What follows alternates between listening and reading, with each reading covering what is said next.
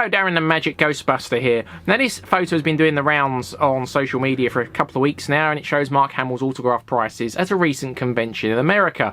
And I thought this was worth talking about because I just think autograph prices at conventions have just got too insane at this point. I mean, look at this. You've got $400 for a standard autograph, which I guess is a 10 by 8 photo.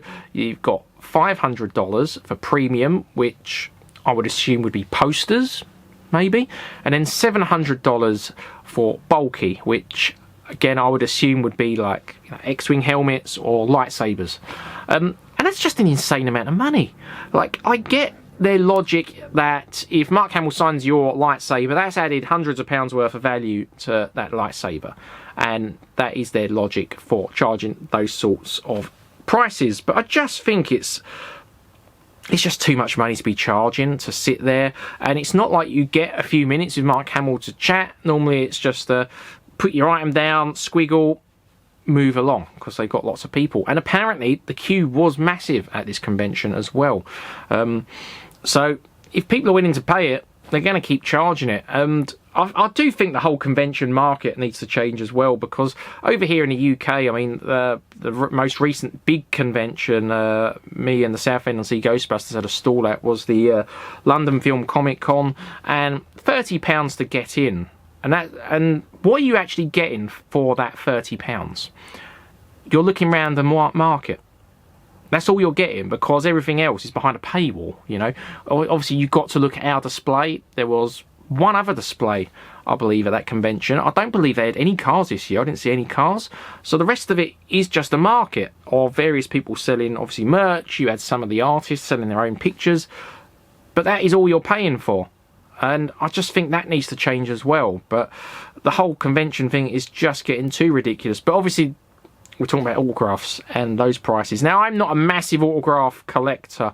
Like, I won't buy an autograph online. I will get an autograph from someone if they're in front of me. And that's the only way I'll ever get autographs. I'm just not too skeptical, I guess, about autographs. And to me, it's about meeting the person as well. And autograph-wise, I've got some Ghostbusters ones, obviously.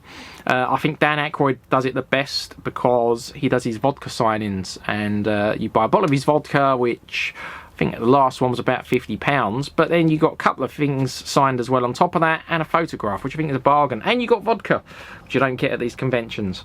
So he's probably my favourite for that. I've got a few Back to the Future guests as well in the past signed. Probably one of my best things I've got signed is some actual real nunchucks signed by Chuck Norris, so very cool. And I do have some Star Wars autographs. In fact, I got Mark Hamill maybe 10 odd years ago. It was at Star Wars Celebration in London, so I'm trying to think when that one was. And I think I paid 120-ish pounds for his autograph back then. And to be back then, that was the top of the line for me, really, in terms of autograph price. I wouldn't have paid any more than that. I ended up selling the figure I got signed to a friend of mine, and even back then I don't remember there being extra prices for bulky stuff. I just remember it being the flat fee. I could be remembering wrong, to be fair, though. It has been like 10 years. But yeah, to me that's like the top of the line, because I think if you're charging $400, if we just go with the base amount, that prices so many people out of meeting their hero. Like, how long do you have to work to earn $400 or £400? I guess $400 is what, £350-ish current exchange rate. I'll lose track of the exchange rates. But a lot of people have to work a long time to earn that sort of money, and it almost makes it that only the rich people can really meet these people, and it's a shame that it's like that. Because obviously there's people out there, $400 is nothing, you know, they earn that in minutes. But for the majority of people, that could take a week, maybe 2 weeks to earn that sort of money. Yeah, and I just think it's sad that it's got to that level. And then obviously there's people that want to get more than one autograph, but if you've just spent $400 or even $700 on one autograph, you know, how much does that leave you to get other autographs at these conventions? But the problem is, people pay it, and if people are paying you $400 for your autograph, why would you lower the money? Because apparently there was a long queue for people getting these autographs, so why would you lower it if people are willing to pay it? Like, you know, if people were willing to pay me £400 for my autograph, I'd do nothing else. I'd sit there all day signing pictures.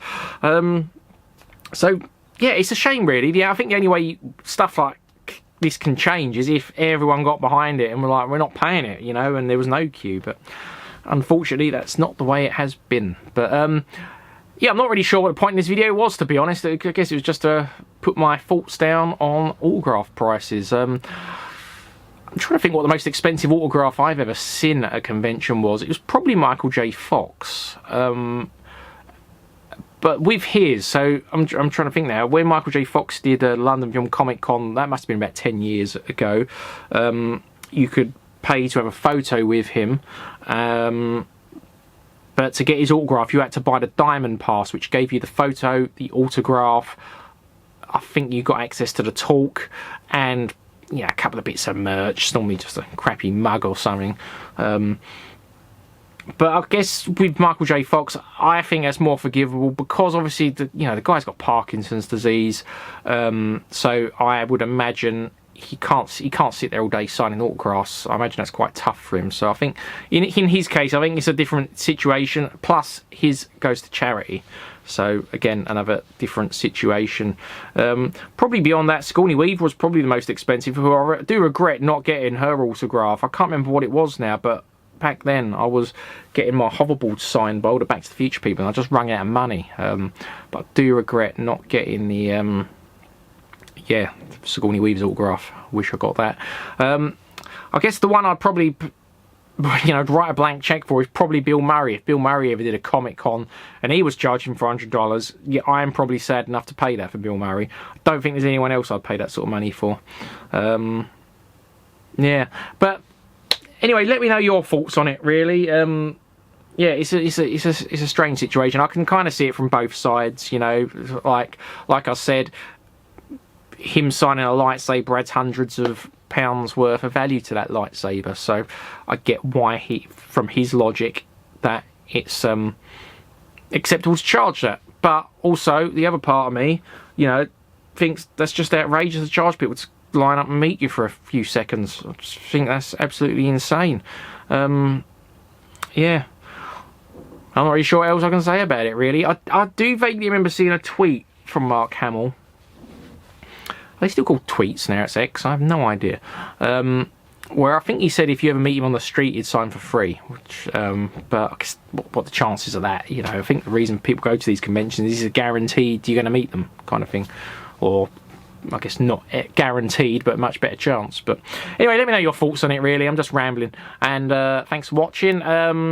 You may well have come across this video for non-Ghostbusters reasons, because it isn't really Ghostbusters related as such. This has just been a general convention autograph video. But most of my channel is Ghostbusters related. So if you like Ghostbusters, please subscribe. If you don't like Ghostbusters, probably best not to subscribe. It's the wrong channel for you.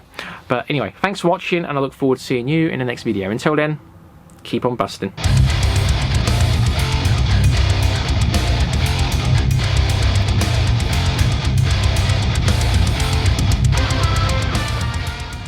Want to give a big shout out to the Magic Ghostbuster. Hey Darren, very, very impressive.